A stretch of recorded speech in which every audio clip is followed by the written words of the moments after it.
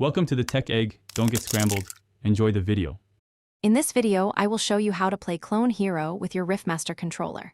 First, connect your Riffmaster directly to your personal computer using a standard USB cable. Make sure Clone Hero is already installed and updated to its latest version for the best experience.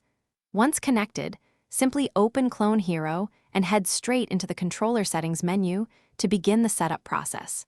It's a straightforward first step to getting ready to rock out. Now let's map those controls. Inside the controller settings, find and select the Assign Controller option, then choose your Riffmaster from the list. You'll then map each button, like the fret buttons and strum bar, to their corresponding actions in the game.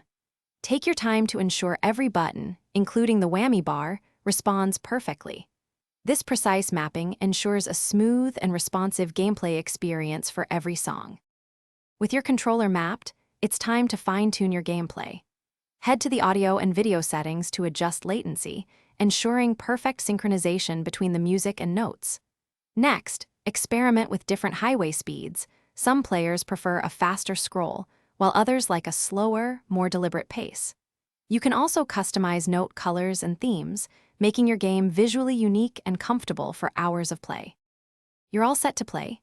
Choose any song from your Clone Hero library and start shredding. If you ever run into trouble, a quick check of your USB connection and ensuring your controller drivers are up to date often resolves most issues.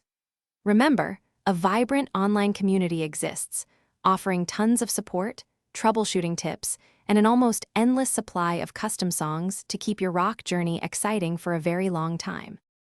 Thanks for watching. Consider subscribing if I helped unscramble your problems.